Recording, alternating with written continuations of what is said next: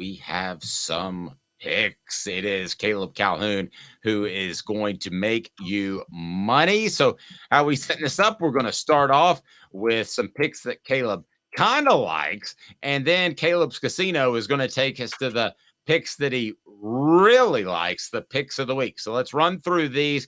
In the initial stages, you've got A&M minus 14.5 over South Carolina. Good Lord, I wouldn't want to cover that game.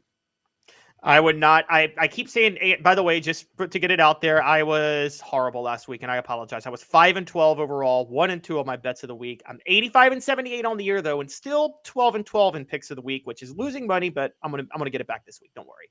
So, yeah, I got A&M. I keep saying the bottom's going to fall out of them, but they're coming off a bye. They're so much better than South Carolina, and South Carolina is just a bad team and a poorly coached team, and I think they are a sign-stealing moment away from Shane Beamer having been fired last year. Georgia 14.5 point favorites over Florida. I'm with you there. You've Georgia got the covers. under at 40. You got the other 47.5. I think Georgia covers that one. Auburn 6.5 favorites over Mississippi State. The over at 41.5. I love the over. I don't feel this is probably a game I would stay away from, but if I had to pick, I'd go with you at Auburn. Yeah, the Auburn, I think, covers at home, and over under it. I mean, I think I did some digging, and it should be like right at about like 42.5. So it's barely the over 41.5. And so I'm going with the over, but stay away from the over under. That's a tough bet to make. Oregon 6.5 point favorites at Utah. The over is 47.5. Don't have Oregon. I'll just be honest, we don't have a great feel for this game. I think Oregon covers. I think the emotional win against USC last week is going to be a little too much on Utah to try to have to come out and play. And I think Oregon's a really, really good football team. So, but this is to see who stays alive in the Pac-12 race. Right. You got Duke +4 at Louisville, which is interesting to me because could Duke be set up for a letdown game? No, because I mean, they didn't really. It wasn't like they emotionally invested in Florida State. They got beat pretty good. And so I think Mike Elko in the defense will help this game hit the under. And I think Duke will cover at Louisville. I'm pretty high on Duke as a football program right now. Ole Miss 24.5 favorites over Vanderbilt. You like Ole Miss, the over at 63. And then Tennessee. Lane Kiffin's going to air it out at Vanderbilt. He's going to have fun. He'll definitely try to run up the score. And then Tennessee, 3.5 point favorites at Kentucky.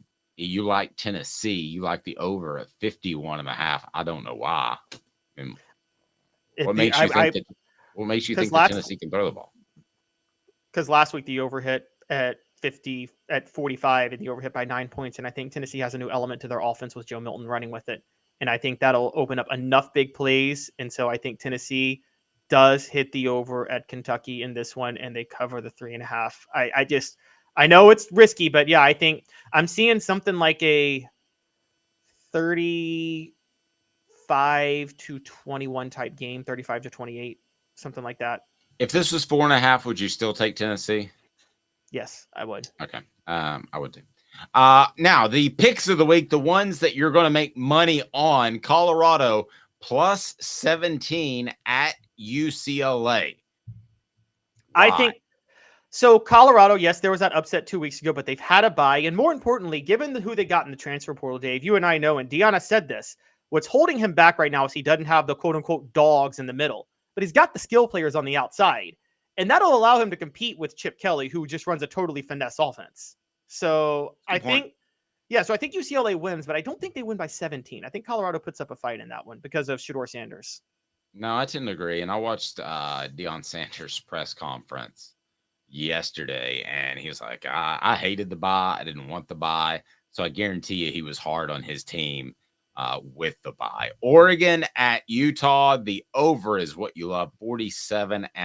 Why? This over-under is based on what people project onto Dan Lanning as a defensive coordinator and Kyle Whittingham and the physical toughness he runs at Utah, but it doesn't bear out in how they've played this year. Utah had a shootout with USC last week and won 34-32. Every Oregon game this year has been a shootout against good teams. So there's no reason to think the over-under. This is the worst line of the week, 47.5. Guys, put everything you got on this, on the overhitting. This is the easiest over I'm calling of the week. I don't know what type of bet you want me to do where I humiliate myself next week, but I am certain the over hits in this game. You have to drink a cup of coffee with mayonnaise in it, Will Levis style. Oh God, no, because Will Levis is starting on Sunday, and I don't want to honor him. No, that's the bet. You have to drink a full cup of coffee. Cheer me on the message board. Tell me that's the way to go. If Caleb loses this bet, and it's pretty simple, if Louisville beats Duke and Louisville's at home, then Caleb has to drink a cup of coffee with a heaping scoop of mayonnaise in it. No, not Louisville, Duke. No. The over under for Oregon, Utah.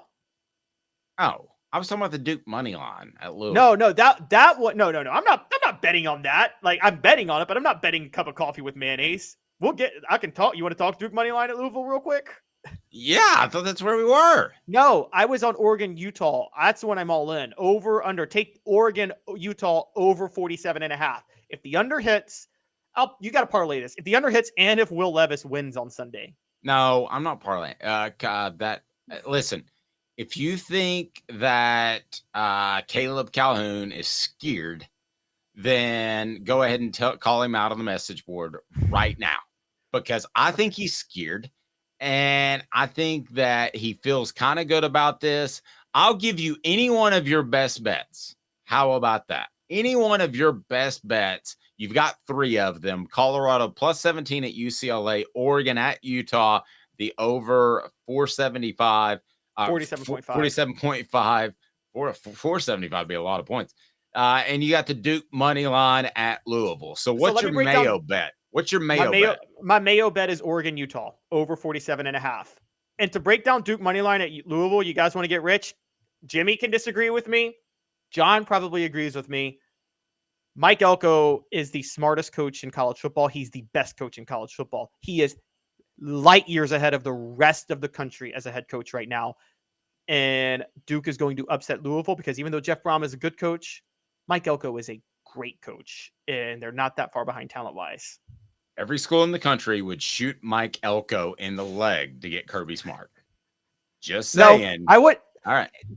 No, anybody can win at Georgia. Mike Elko, I take Mike Elko over Nick Saban or Kirby Smart. I would. Yeah, I love visiting with Josh Ward. It'll be a Football Friday with Fred tomorrow, brought to you by our friends at Herald Group Security Solutions, making your children safer in school, one school at a time. HeraldGRP.com. Go to your school administrator. Say, we got to have Herald Group Security Solutions. That's just a fact. And we're looking forward to a Mayo Monday, and that'll be if Oregon and Utah do not score over 47.5, and Utah has a pretty good defense. So I feel like Caleb's getting some special creamer on Monday. Do you even drink coffee, or is this just going to be disgusting from top to bottom? I absolutely love coffee, and I despise mayonnaise. I can't. So I'm so excited about this. We set up a bet where I didn't even have any retort. I don't even have to do anything stupid.